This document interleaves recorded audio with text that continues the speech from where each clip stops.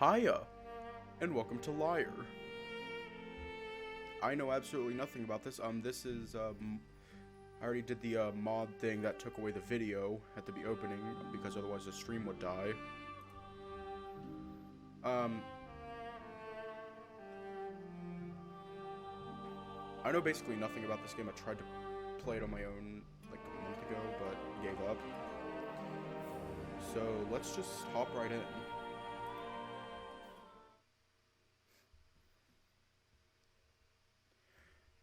Yeah, my computer would have died otherwise. The stream would have died otherwise. Let's just go with the default name. Chapter 1, Day 1.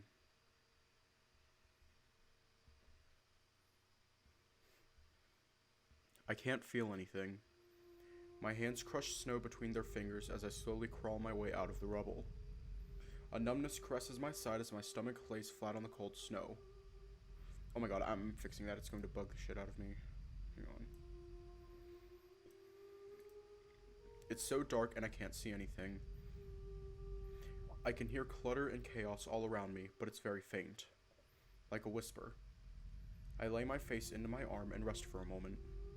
My nose feels like it might just fall off. Breathing through it hurts. I can hear men shouting, some of them yelling in pain. My mouth tastes like metal. Suddenly, through all of the chaos, I hear a voice.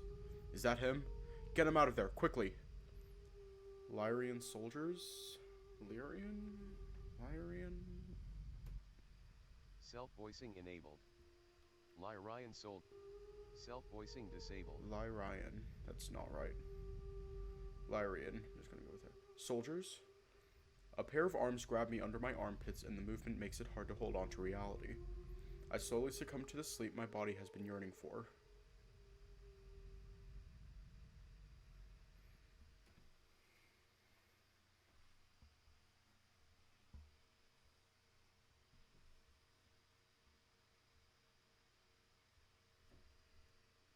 Then another voice. It's muffled, as if someone's speaking to me through a wall. I can barely understand what they're saying. I try to question them about what they were saying, but I'm pulled from the slumber as if a rope were tied to me. Consciousness invades my mind and I'm thrown out of my sleep. Ah. Okay. Like the vibes. I roll over on the cool bed sheets, feeling the air around me compress. My eyes open to a thick light pouring down above me, hitting the foot of the bed I'm laying in. I hear the distant clatter of metal along with voices. It feels like a cold afternoon and there is a stuffy smell that lingers around me as I see dust particles dancing in the light. My mouth tastes dry. My heart starts to rhythmically beat in my chest, picking up pace with every second. I look down at my body and notice that I have thick bandages wrapped around my torso. I reach out with my hand just above my stomach and feel a twinge of pain near the lower right side of my gut. My mind is racing with questions. I sit up and the feeling of all the blood rushing in my head makes everything go dark. I shift in the bed and slowly wriggle myself out from underneath the covers. I go to lift myself from the bed and stumble a bit as I steady myself on the cold floor. I look around the decorated room I'm in. It is elegant, and a nicely sized bed, a desk, and a slightly open glass door that leads out onto a balcony, where I can see the afternoon light shining down onto the floor. A few bottles and bowls of medicine are strewn about, laying on the cabinet in front of me. I slowly start to walk to the door when I suddenly begin to feel horrible. Everything seems to kick in at once as I'm slowly crouching to the ground. I crawl to the floor and lay there for a second, waiting for it to pass. Aw, he's cute. Oh, look at him. Look at him. He's cute. He's adorable. As I lay there feeling my insides twist around and dance in my body, the door opens, and I'm met with a creepy figure in a dark green robe wearing a pointed mask and a hat. They look as if they were about to do something, but stop in the doorway. I feel their gaze follow me from behind the dark goggles. Ah, you're awake. Good, yes. He stutters this out with much effort in an odd voice. Oh dear, wait here for a moment, please. I'll be right back with help. He prances and stumbles back through the doorway, leaving it slightly open, his feathery tail floating behind him. All I can do is lay there as I hear him scuttle off, calling someone's name. I start to feel better, and the squeamish feeling subsides slowly. Just as the cold floor starts to feel nice, I hear muffled voices from outside the door. One of them I recognize as the bird, and another who seems rather gruff and annoyed. Of course, the minute I leave for a drink, something happens. How long has he been awake? I don't know. He was just lying there on the floor. Is he okay? Well, not really. He seemed to be in some pain, but that's expected. Or maybe he was just scared of you. What are you getting at? That mask makes you look ridiculous. It's a safety precaution.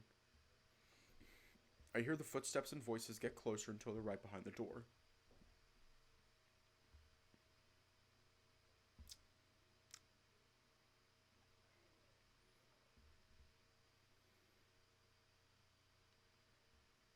Hold on.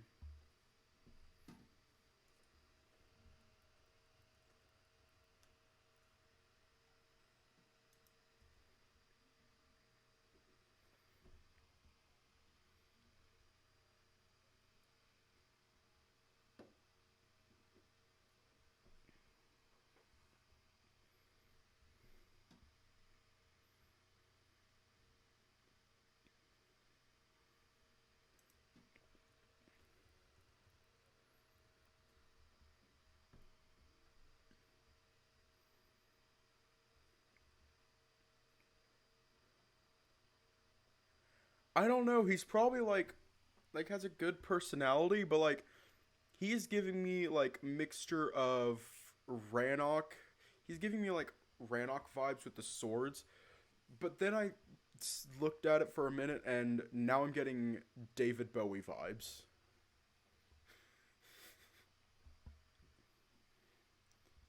Like, like you know that one character that's a lot like David Bowie from a regular show. What was his name? Gary.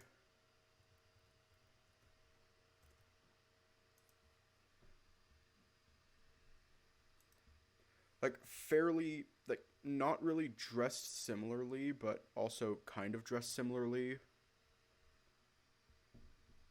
Like similar colors.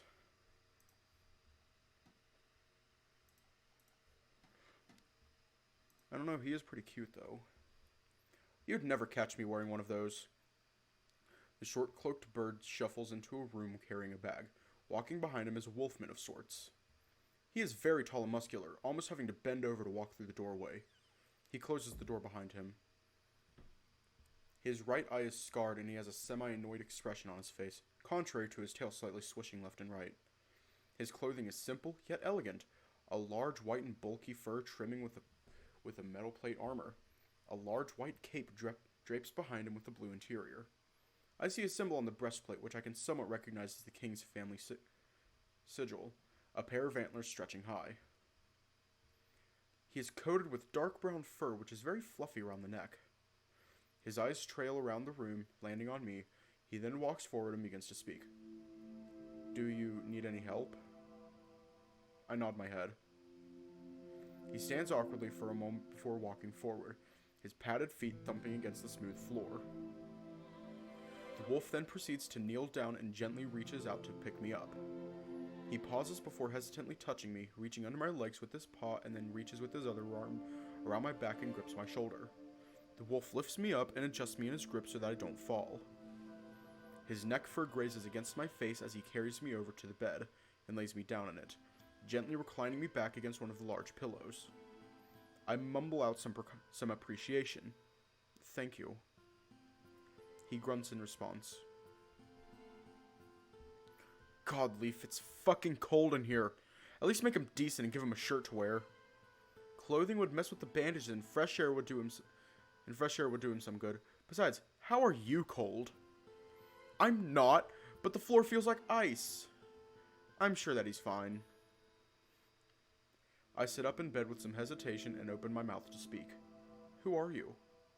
The two turn and look at me, and as Leaf makes a motion to speak, the wolf places upon his shoulder. My name is Lyre Reed. I'm the commander of the Royal Guard, and this is the royal family's physician, Leaf. He says this with a certain twinge of proudness, his tail swishing slightly. Yes, I'm sure we can dispense with the formalities for now. Do you remember anything before the crash? I look down at my torso and the two connect. So that's what happened. You can't remember?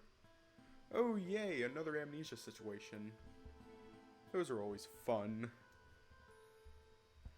He has a curious look on his face as his eyes stare into mine with extreme intensity, while Leaf scuttles over to the bedside table. Kind of. It's all a bit vague. Here, have some water. Leaf walks over to me carrying a small goblet of water. Hiya! I accept it cautiously, bringing it to my lips, taking a short drink. Slowly, it all starts to come back to me as if I had just woken up after a horrible dream. I was on my way north to the kingdom of Lyre as an ambassador for the kingdom of Aaron.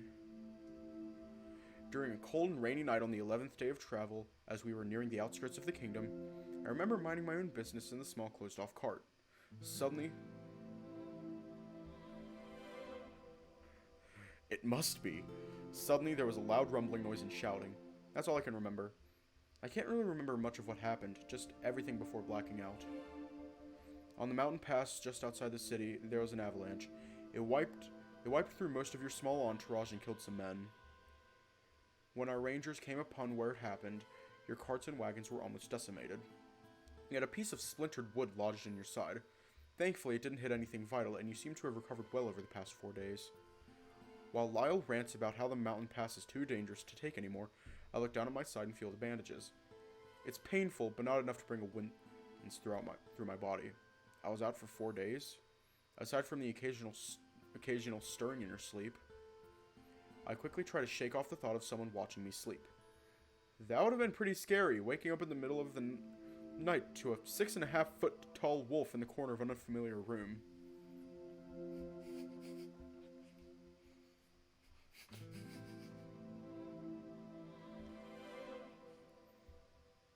I can already imagine this, just like, he's in the corner just breathing intensely. Well, I hope this hasn't cut into anything important. Don't worry, things have been quite slow lately. There hasn't been much being discussed, and we're still waiting for the ambassador from Driss. He falls silent, at first staring out the window behind me before his eyes fall back down. His tail switches slightly, and after a long awkward pause, he speaks again. The king has assigned me to be your personal guard.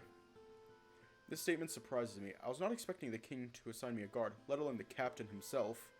For some reason, on my way here, my imagination led me to think of a king who is rash and dismissive and had no time for political nonsense. I thought I would be completely on my own.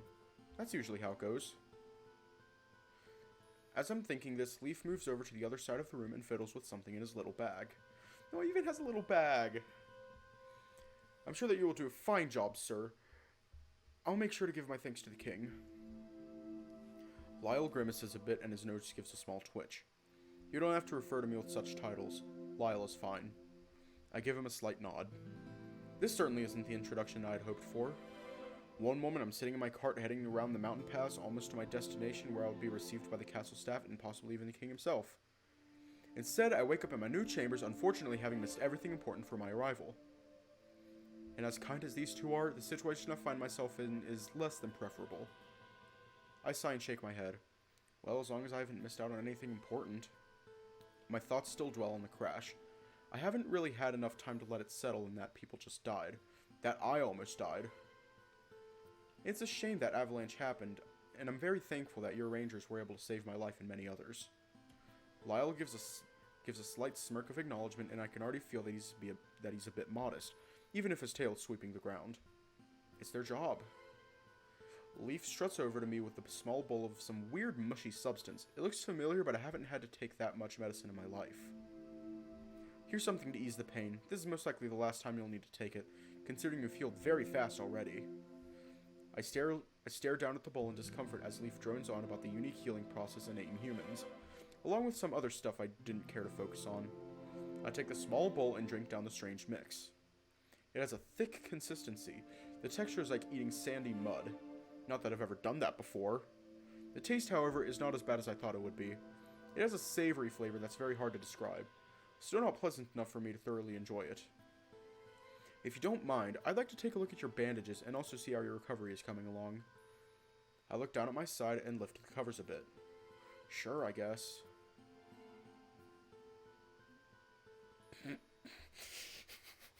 Oh my god.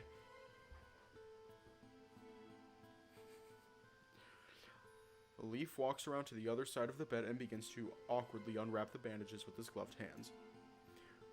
When I catch Lyre watching from across the room, he quickly averts his gaze. He certainly is expressive, though he tries to hide it.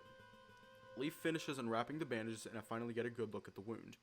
Looks a bit messy. A dark red color around the skin and the scar left behind isn't pretty. Yeah, it's coming along nicely. He's got to be kidding. He takes a damp sponge and begins to lightly dab and rub at it. I see the wound start to clean up nicely, and after a minute, Leaf rubs some weird cream on it with a sponge, and he seems to be done. Lyre is turned around, meekly fidgeting with something on the desk. I'm not surprised to see that you're getting better very fast. You should be able to walk it now without risk of opening up the wound. Just try to take it slow. How can I take things slow when everything's happening so fast? That's good to hear. Thank you. Leaf seems to be happy to hear that his efforts are appreciated, as I can hear his tail lightly flipping up and down, rhythmically tapping against the ground for a second. I'm always happy to help. Let me know if you need anything else. And with that, he picks up his bag and makes his way to the door before turning to Lyre. I'll leave the rest to you. He shuffles through the doorway and it closes behind him with a soft thud. The silence settles once Leaf leaves. Lyre is clearly uncomfortable with it, so he speaks up. Leaf usually knows what he's talking about, but are you sure you're okay? He gives me a look of concern for a moment, but then his eyes dart, first to the floor, then around the room. Aside from my body feeling sore, after being awake for a bit, I feel better. Hiya! I feel good enough, I guess. He looks at me with a smile and adjusts himself. If you want to get dressed, your clothes and other things were brought up. He gestures over to the corner of the room where I can see my trunks and belongings. Even though I'm wrapped in bandages around my torso, I still feel underdressed, so I guess putting on some clothes would definitely help. I make a motion, but Lyre shoots me a worried look. Maybe I could get you something to wear. Oh sure, just the outfit from that trunk over there. I point to the trunk on the left, which has the outfit I was going to wear when I met the king. He makes his way over to the pile of trunks, his cape gliding across the floor behind him with each careful step. Lyre looks very out of place in this room. Everything looks so small compared to him. He bends down and unlatches the trunk. I see him pause to look at its contents, then proceed to carefully sift through it. His ears perk up really high when he finds the outfit. He clumsily stands from his kneeling position and walks over to the side of my bed carrying the outfit. It's nothing too fancy. Oh, hiya! It's nothing too fancy. I may have some form of noble status, but I don't tend to overplay it. It is, however, the nicest outfit I own that fits the climate. The main parts of it are made from cotton, with bits of silk here and there. There is the basic undershirt with flowy sleeves and a slight ruffle. The trousers are layered and tight-fitting with pockets on the side. Tailcoats are usually not my favorite article of clothing to wear. Usually I tend to lean towards robes or jackets. There is some fur and there is a small scarf that I can wrap around my neck and tuck into the vest. Lyre places the outfit on the bed and takes a step back. Is this the one? He says that with a bit of worry as if he made the wrong decision. Yeah, this is it. I sit up and grab onto the pair of pants. I go to change and realize what's wrong with this. Should I bathe first? Lyre looks at me with a dismissive gaze, then talks. You smell fine to me. I guess someone like him would be the best judge of that. I go to unbutton my trousers, but stop, realizing that he's watching.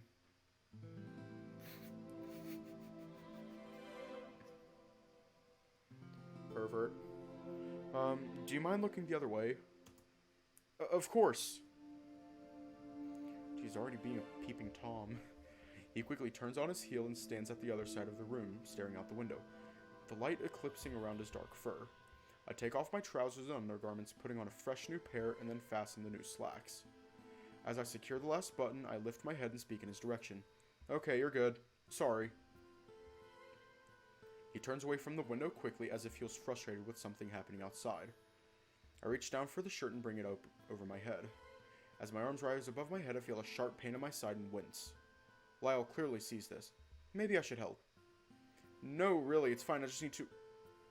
I slide my arms through the sleeves and my head pops up through the collar. Before I'm even able to finish putting the vest on, Lyle is walking around to the other side of the bed carrying the tailcoat. He lifts it up, motioning to put it on me.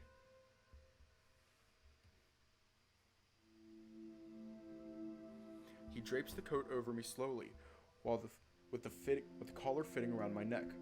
I carefully embrace it and start putting it on. So you're going to be my guard? If you'll have me. He says this with a solemn look on his face. I guess it wouldn't hurt. I really don't mind it. I don't know if I'll need the protection, but it's always nice to be prepared.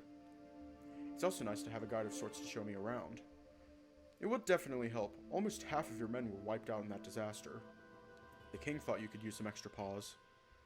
And I can show you the castle and escort you in the town. I would like that a lot, although I don't know if I'll have the time for it.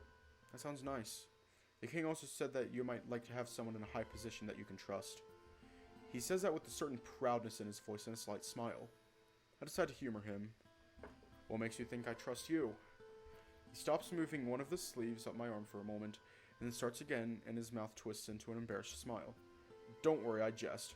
Very funny. He grumbles to himself as I fasten the buttons on the front. So you watched me while I slept.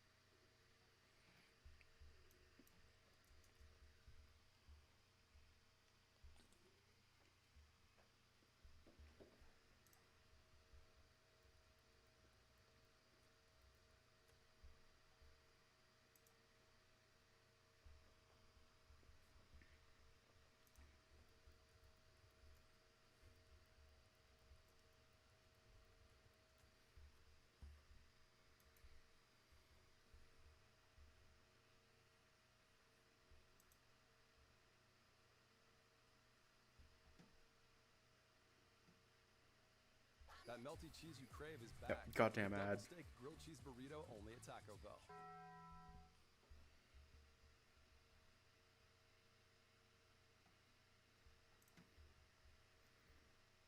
Hold up. We got a little video. Just... No. We just...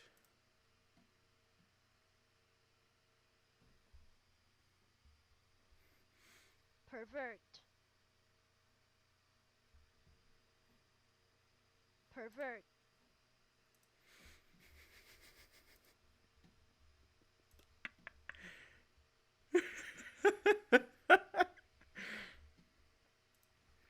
Hi, and welcome back to Lyre. This stream is sponsored by Raid Shadow Legends, the best mobile game available. He's taken aback by this statement. I'm your guard. I'll station outside your room to keep watch. Believe me, it's not something I wanted to do. It's not like you're in any danger. Why were you up at night? Do you take both day and night shift? I don't need to sleep all that much. Plus, I feel more awake at night. Oh yeah, I've heard that some races don't need as much sleep. Maybe 3 to 4 hours within a 24-hour period. I guess that's good for someone in his position. Well, it's fine. Again, I was only joking. I do enjoy watching this wolf get flustered. You're just full of jokes, aren't you? He shakes his head with a slight laugh, sighing as he looks away on the floor. One of his teeth hangs out of his mouth in a goofy way. Oh my.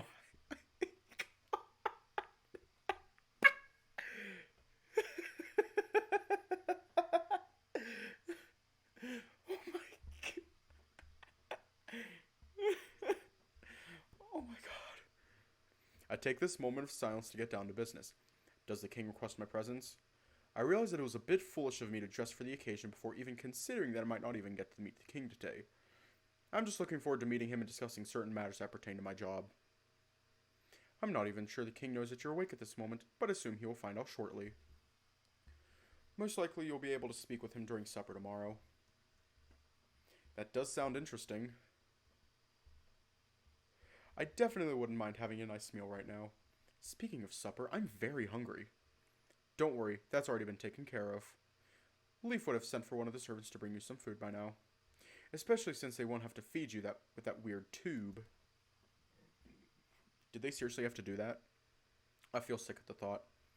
Only twice, and don't worry, it's not that bad. That little twerp may be a bit weird at times, but he knows his way around medicine and has been able to achieve things most wouldn't even imagine to be possible. Lyre has an odd relationship with the bird. It sounds like he respects him, though. From what I've seen, he seems to know his way around his work, and I trust him. He seems pretty jumpy, though. I wouldn't imagine he's the best at surgery. Then again, I'm still here. Unless he had help. So, how did you find yourself in your position? Well, that came out of nowhere. I think for a moment about what I should say. I don't want to give away too much about myself. Well, I was granted nobility in the West, and I'm good at what I do. At least, I like to think that I am. Sometimes I feel like I was carried through my position. The look on Lyle's face tells me that was a bit too vague. What? That's it? He has an unsatisfied look on his face, but then he shrugs. I'm sure there's more to it. Well, if you're going to tell me my life story, you better tell me yours. And I'll need a drink. Deal. Ah.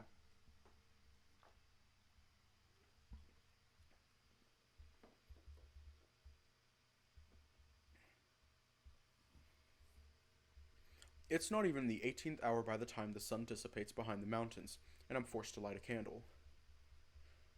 I've taken off most of my outfit, folded it, and set it down in the corner for tomorrow. Lyre is reclined on one of the chairs, telling me about when he was a squire, when there is a knock at the door. His ears perk up and he sniffs at the air. I thought I smelled food. Really? Because all I can smell is wine. He stumbles getting up, yet confidently walks over to the door. Though he tries to hide it, he's a bit tipsy. He opens it and greets the server. A cart is pushed in as Lyre steps back. The cart is filled to the brim with all different types of food. I see a roasted duck, cooked fish, all laid on greens surrounded by vegetables. I recognize these delicacies due to them being abundant where I'm from. There's some bread and cheese and a weird sauce in a bowl off to the side. On a side tray, there's a fresh bottle of wine with what looks to be a piece of mint. Thank you. I call out to the server standing in the doorway. He nods in acknowledgement and leaves. Lyre stands there for a moment before adjusting his cape. Well, enjoy your meal. He makes to leave the room, but I speak up. Oh, you're not going to join me? He pauses for a moment and turns to answer. That's very generous of you, but I'll just go eat in my quarters later. Besides, I already rated you of your wine. And I have stuff that I need to do. I'm sad that I have to see him go, but he also looks a bit conflicted. I don't think I can be alone right now. I need some company after everything that's happened. Oh, come on, I insist. Besides, this is way too much food, even for someone who hasn't had a proper meal in days. He turns away from the door before closing it with a smile on his face. Well, if it's okay with you, then I guess I can stay. He walks back over to one of the chairs and sits down. I take a bunch of the food and put it on my plate. The fish looks really good, so I grab some of that first. There's a piece of parchment placed in the center of the tray. I pick up the note and read it. Enjoy. R. Maybe that's the chef? Once I'm done, Lyre begins filling up his plate. He takes quite a bit of it, and most of the duck is gone by the time he's done plating his food. And I thought I was taking a lot. He plops into his chair and starts to eat. After a few minutes of somewhat quiet eating, he continues the story. Anyways, I was a squire for Lord Bryn up until the age of 19. Then I was made an anointed knight by the king. Wow, that's a really young age to become a knight, and now you're the captain? Yep. How old are you now? 22. You're captain of the guard, and you're only 22? I blurt this out before immediately regretting it. I'm only just about to turn 20, and I'm already being sent far away on diplomatic missions, so I guess I shouldn't be talking. But still, most people aren't even knighted until they're 21. Believe me, I was just as surprised as you are. But a captain usually has a next-in-line selected in case they die. When Sir Runar died, he had chosen me as his successor. Everyone said that he was grooming me for command, but I didn't really suspect it. The king was pleased with this, though, so I didn't question it. He takes a grape, pops it in his mouth, and chews it with a distant look on his face. Did you not want to be captain? He stops chewing for a moment, then keeps going. It's something that I wanted, but it just happened so fast. Yeah, I understand. It must be stressful being put into a position like that so fast. Well, I'm sure you're doing a good job. I hope so. He takes another drink from his cup. I take another bite from my fish. Fish. It's soft and basically melts in my mouth. Fish. It's the best food I've had in a long time. Fish. Maybe it's because I was so hungry. Fish. The fish tastes much different from the fish of the coast of Erin. Fish. Lyle empties his cup and then reaches for the pitcher to pour some more. So, Richter, how old are you? I'm 19. You look a bit older than 19 to me. I cock an eyebrow at him. Not that that's a bad thing. Ha! Well, the same can be said for you, Scruffy. I jokingly drag my finger across my right eye, hinting at a scar. Heh, I guess so.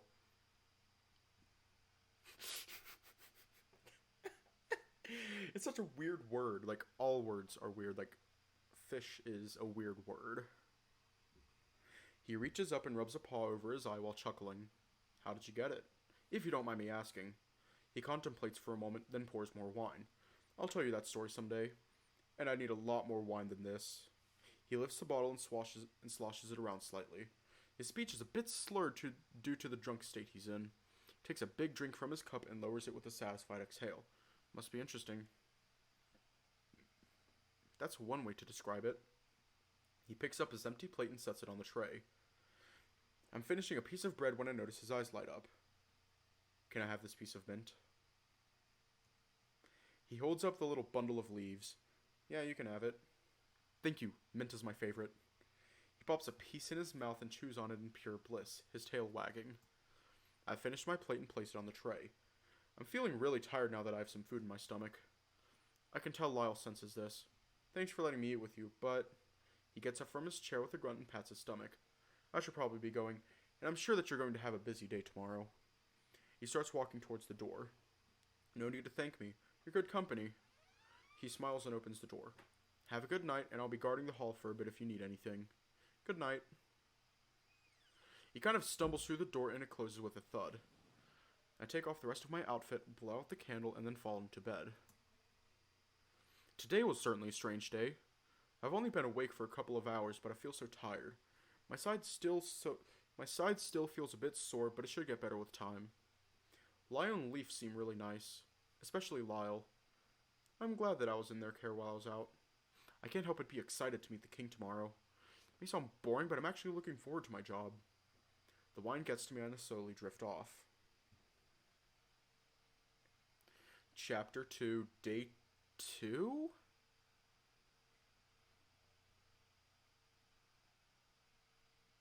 Is that like a typo or something? Because I thought we were in Chapter 1. My eyelids feel dry and burn at the corners. I'm confused. I lay there motionless, not because I can't move, but because I don't want to. I feel so exhausted. The lower halves of my arms and legs feel like stone pillars. I slowly collect myself as I wake up. Sometimes when I'm waking up, it takes me a minute to realize that I even exist. I have to steadily become aware of my surroundings. I groggily open my eyes. It's still night. I look out the moonlight window and scan the room, adjusting my eyes. It would make sense considering how much sleep I've already gotten. I raise myself from my reclined position. Halfway to a sitting position, I feel a tug at my throat. It feels more like a smooth rope is tied around my neck. It pulls me back with a hard jolt.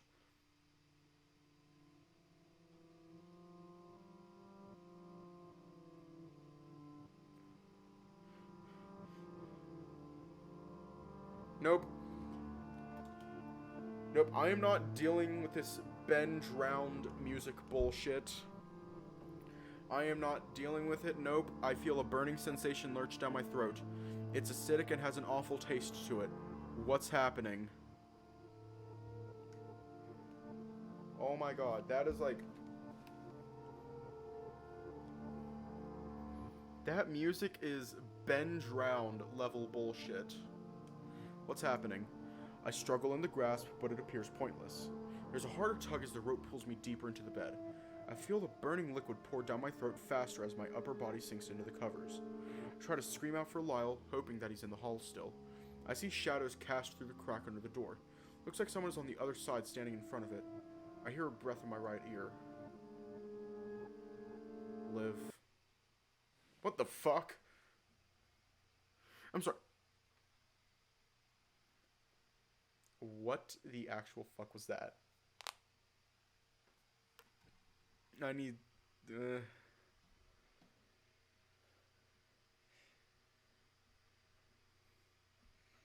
wasn't very diplomacy of them. It wasn't very diplomacy of them, which we're meeting with the king today, so we might need this. Much diplomacy.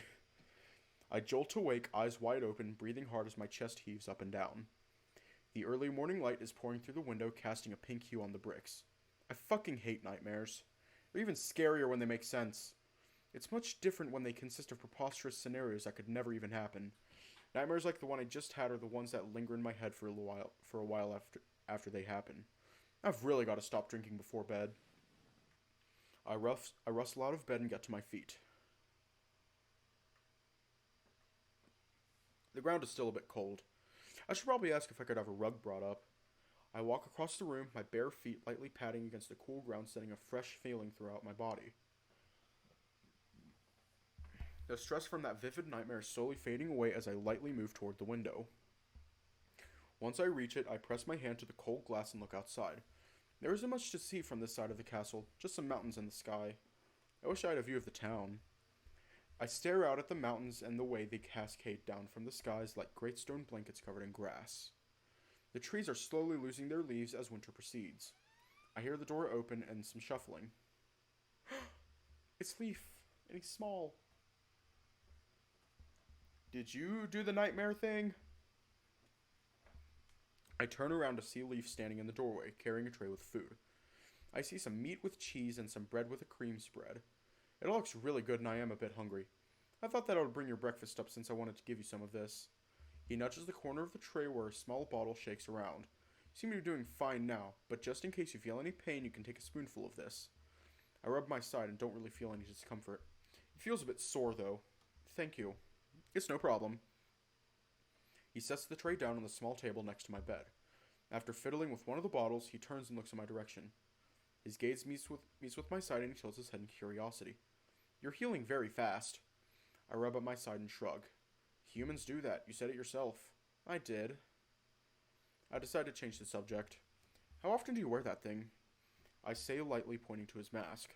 I find that it's very useful in my profession. He holds his hands together down by his waist as he idly pats his clawed foot against the ground. Has anyone ever seen your face? He looks down with a sigh of defeat and then brings his gloved hands up behind his head. See him start to fiddle with the leather latch on the back. No, don't! You look awesome with it. You look adorable with it. He pulls the mask off, tossing it onto the bed.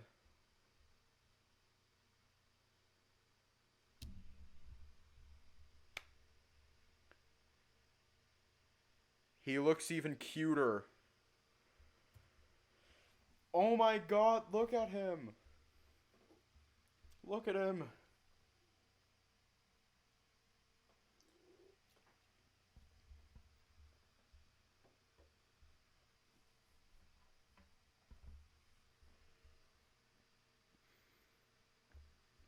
He's so cute.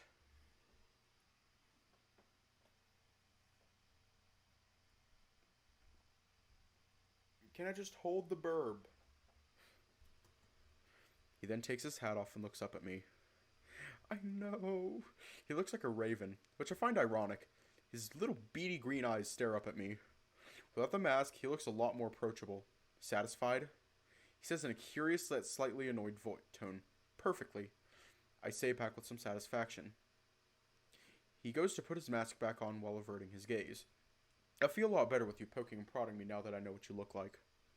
I honestly didn't care that much, but I didn't want him to think he could get away with that on every patient. Well, I'm glad I could make you feel a bit more comfortable. He steps over to the door and opens it. If you have any questions, just ask me or anyone around the castle. Where's Lyre? Leaf pauses for a moment, leaning his head out of the doorway to quickly stare down the hall. At this time of morning, he could be anywhere. I wonder if he's still sleeping. One would hope he didn't stay out in the halls all night. I think of any other questions I might have. I could really use a bath. I feel very unclean. Where's the bathing room? If you head left, it's at the very end of the hallway behind the wooden door painted white. Left, wooden door painted white. Got it. Thank you. You're very welcome, and have a nice day. With that, he leaves through the doorway, and I'm left alone again. I'm glad that I managed to get him to take off that mask. Yeah, I think I have an idea. Let me make sure that it's not NSFW, because if it is, then I'm going to have to bring up the sensor.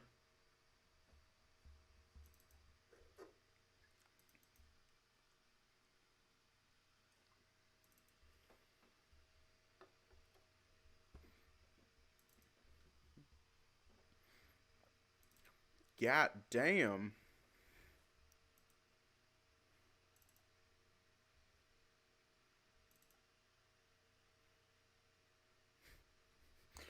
Hold up.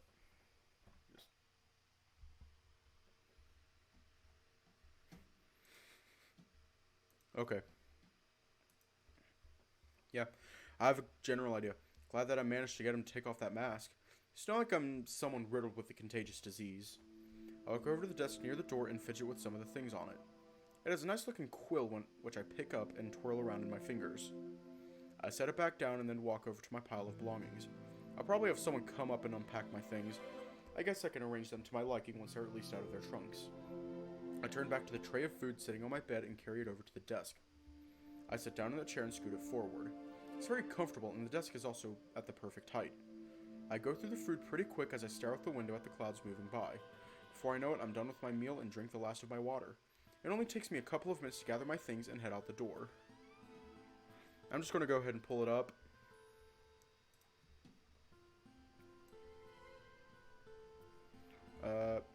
Here it is. I step out into the hallway. The walls are lined with stone pillars and there's an occasional portrait statue or torch. As I near the end of the hall, it turns into a sort of balcony. The pillars are separated by large arched windows. I get a nice view of the fjord from here. The light from outside pours into the halls and lights up the bricks with a glow. I reach the end of the hallway and there it is. A large door painted white, the light shining off of it and making it contrast against the walls. I approach it and grab onto the handle. There's some resistance as I pull on the door. I push on it and it finally budges. I swing the door open and I'm met with a wonderful smell. Oh wow. The room is white and reflective, giving off a hazy glow. My eyes are instantly drawn to a large empty pool in the center of the room with a towering fountain in the center. The faucet is shaped like a weird spiraled antler and made of what looks like gold. I stride into the room, my footsteps echoing off the walls. Even with the sound of my shoes padding against the ground, the room is peacefully quiet. To my right are 3 tall windows. Their glass is stained blue, green, and yellow. The green one is in the middle and slightly taller than the other 2. Figures. I whisper to myself under my breath. It reverberates around the room regardless. On my left, there's another door. There's some carved benches against the walls and some towels folded and stacked next to a laundry chute. I set the clothes that I plan on changing into next to the towels. I turn and look at the pool, circling the edge, examining the fountain, trying to figure it out. After another quick scan of the room, I see some levers up against the wall in the corner. Walking up to them, I see they have different colored handles, and I figure this is the contraption to get the water flowing. One of the handles says water, another says mineral water, one says salt. One says salt, just salt. Each handle has a different type of bath water, and some have soaps labeled on them. I don't really know which to choose, so I decide to have some fun and just pull all of the levers. There's a rumbling in the walls that travels through the floor and pipes snaking around under my feet. Oh, that is cool. Water starts to funnel out of the prongs in the antler, arching through the air and pulling into the bowl at the center. The water is different colors, probably due to being mixed with so many kinds of people and other bath products. So many kinds of soaps and other bath products. It fills up the bowl in the center quickly, and soon a pillar of water begins to flow over the edge of the rim, splashing at the bottom of the pool. After a while, the water is filled up to an adequate height and starts to drain out the sides so that it doesn't overflow. It's very enchanting watching the light from the colored... Oh, right. Sorry, forgot. Here you go. That is cool.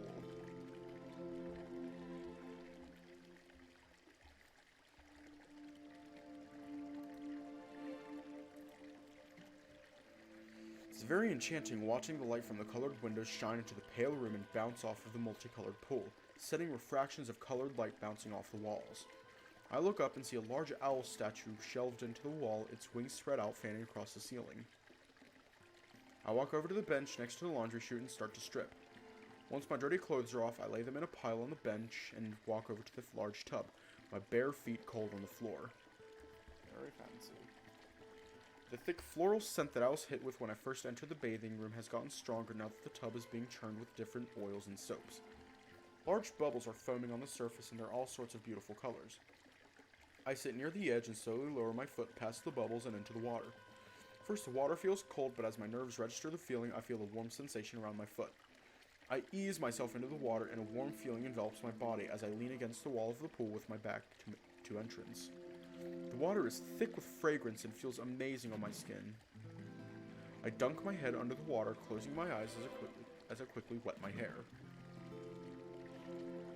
I bring my head back out of the water and feeling refreshed and rejuvenated. Although Lyre said that I didn't smell, there was no denying that I felt very dirty. I start to rub at my arms and legs as I clean myself. The waters wash away my worries and my mind drifts away from all the crazy things that have happened so far along with the weird dream I just had. I finished cleaning and leaned back against the wall of the pool, closing my eyes to rest for a minute.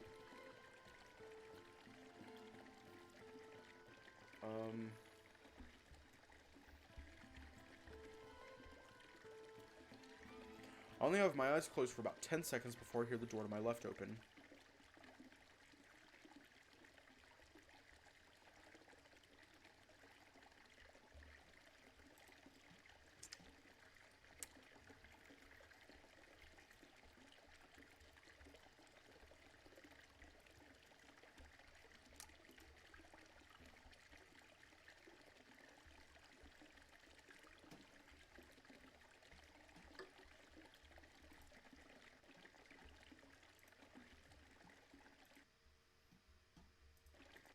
Yeah.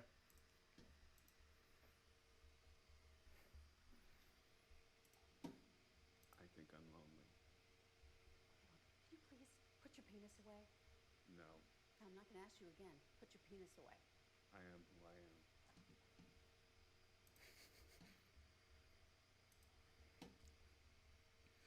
Please. Put your penis away.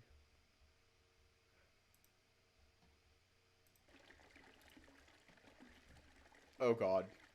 Lyle steps into the room, sliding through the half-open doorway, and stops in his tracks when he sees me. He shakes his head as if clearing his mind, and then takes a few steps forward, averting his gaze. Didn't know anyone would be in here. He walks to the edge of the pool across from me and starts to get in. I look like a fool, sitting in the water with a dumbstruck look on my face. I try to keep my eyes on his, but they fall to the one place I knew they would. Oh god.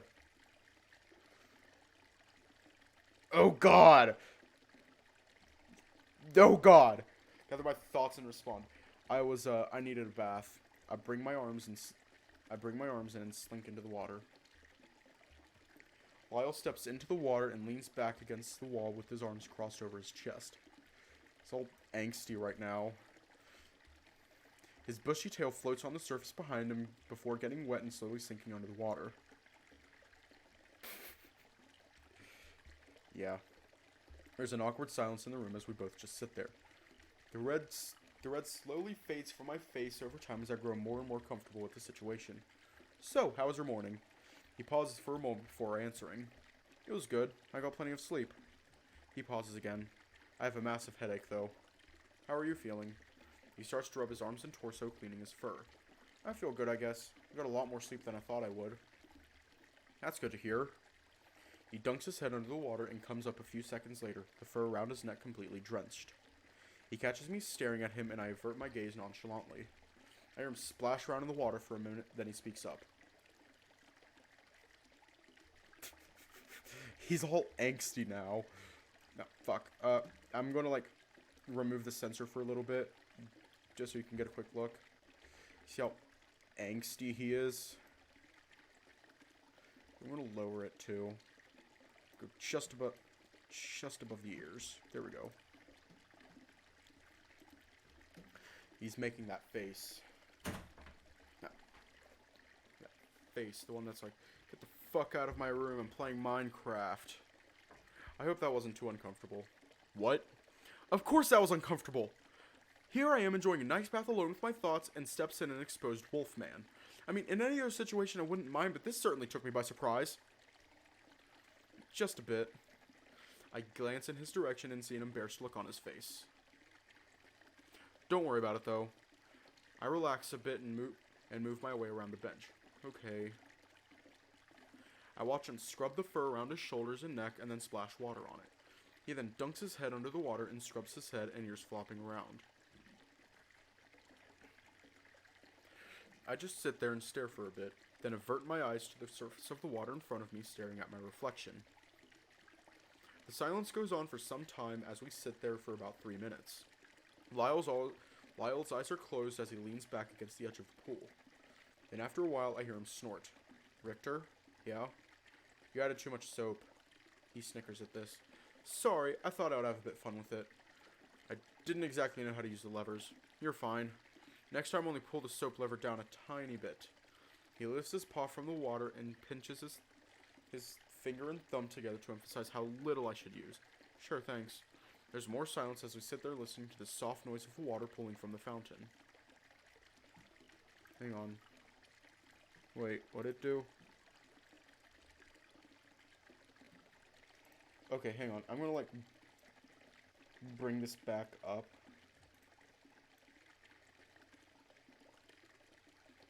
A bit, because I ain't risking it. Oh, wait, I forgot to mention. Got a message from the king to let you know that supper will be at 7. Where's supper? No, it's in one of the royal dining rooms. I'll escort you there at 15 till. Oh, and don't be intimidated. He's a very kind person. Even if he doesn't look the part. He's a stag, right? Yeah, he is. That's all I really need. That's all I really know about him. You don't know his name? No, I know his name, but back home in Erin, everyone refers to him as the Stag King. Not meaning any an offense by it, of course. I feel that might have been a rude thing to say about his king. Trust me, no offense was taken. Just don't say anything like that in front of him. I don't even know how he would react. He shakes his head and chuckles. He would probably just laugh it off, or just not even acknowledge it. Just try not to overanalyze everything that he does. That's something that I definitely have trouble with. Really, it's his son who you should watch your step around. The prince? Yeah, he can be a real pain. He's nothing like his father. Just make sure to get on his good side.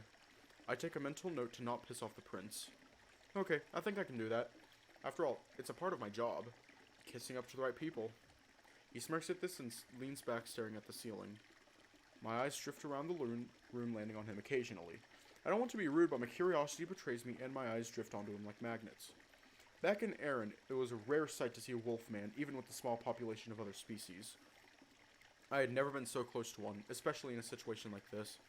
The way his fur gleams in the light, and the way his ears twitch around at every little noise. His large body and intimidating presence. Oh my god. There I go again, getting carried away with my thoughts. This is the last situation I would want to be put in. I managed to compose myself and sit up straight. I watch the fountain flow down, creating ripples on the water as I try to take my mind off things. After a while, the tense silence breaks as I hear Lyre disturb the water. Well, I've had enough water. No. I watch him turn around and lift himself from the pool.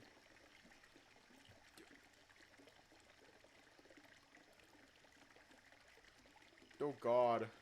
I get a glimpse of his rear and quickly look down, biting my lip.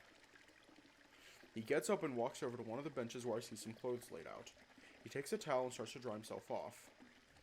By the end, his fur is really fluffy and he combs it down with his paws.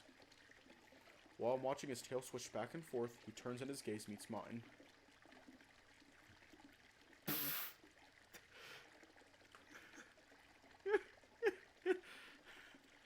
Yeah. I dart my eyes down and hope he didn't see me looking. I hear him stand there frozen, then he continues to dress. I'm still looking down at the water when I hear him walk up to the edge, his feet splashing the small puddles that have formed on the ground. Oh, hey! He looks nice. I think it's safe. Yeah, I think it's safe. He stands there smiling down at me with a loose shirt and trousers on. I guess I'll see you later. He looks around for a second, then gives me a nod. He walks behind me and I hear him go through the door. I sit there for a bit longer waiting for my waiting for my obvious erection to go away before getting out. Once I do, I slip a little bit walking over to the levers. I pull all of them a second time and the water shuts off. The water drains and then I hear the pool filling up again. I peer over the edge to see it filling up with fresh water. Okay. Thank God. The much diplomacy was there for the entire time. Oh my God. Yes, much diplomacy taking a bath with a wolf man. I peer over the edge and see it filling up with fresh water. I guess that's how they clean the pool out of any slope left behind.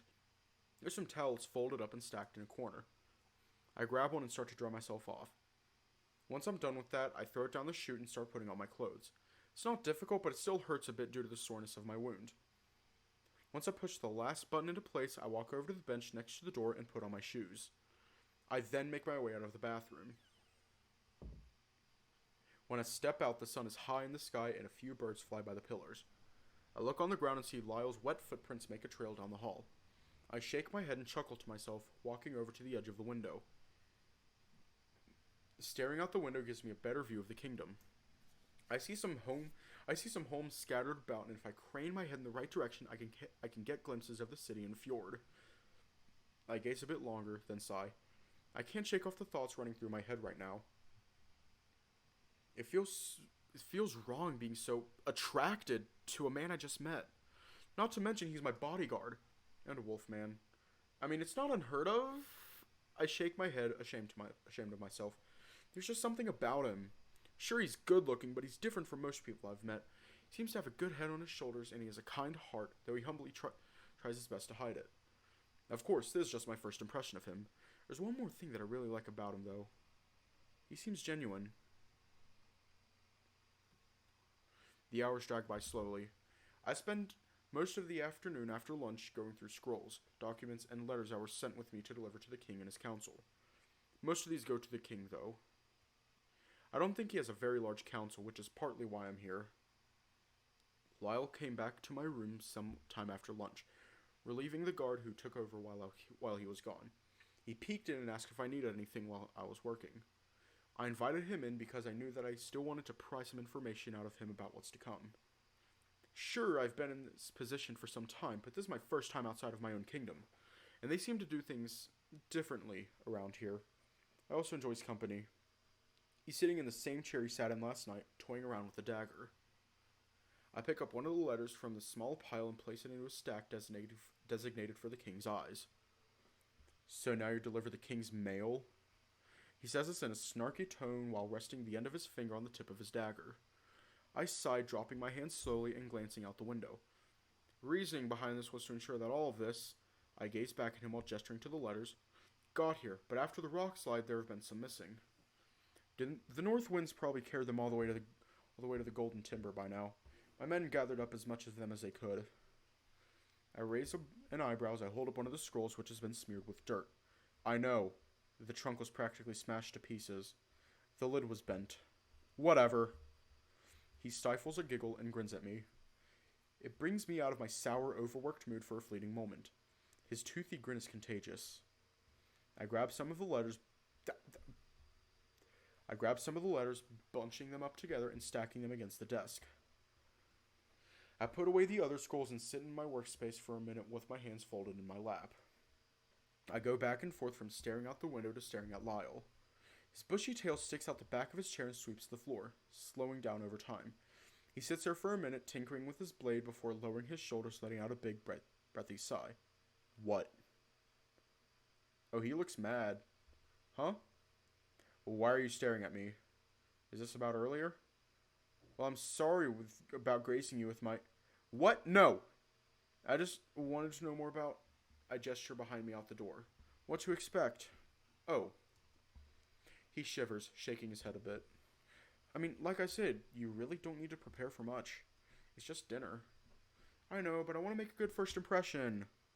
If I screw this up, I won't be taken seriously in my profession ever again. Your profession? You won't be taken seriously at the dining table ever again. He says this with a hint of sarcasm. However, if it's anything like the dinner we had last night, I'm sure you'll do fine. Personally, I think you're over-exaggerating. Maybe I am. In any other place, this would be reasonable, but does he tend to take these things seriously? He thinks for a moment, his nose twitching. No, not really. I mean, he does. He just takes a more relaxed approach. That sounds like it's going to make my job a lot easier. I'll take your word for it. We are going to leave off here tonight. Oh my god, I love that. Like, look at that. That's adorable. I could just do this all day. He looks so shocked.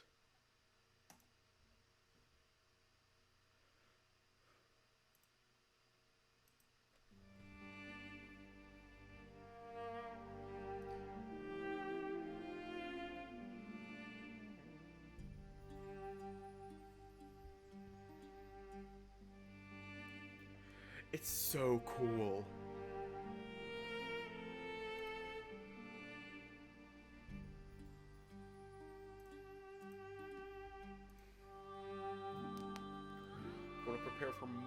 We gotta prepare for much diplomacy tomorrow.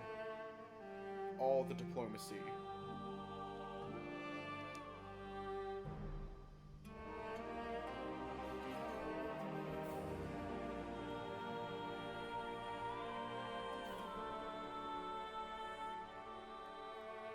Okay, I'm gonna head off. Stay safe, have a good night, and I'll see y'all tomorrow.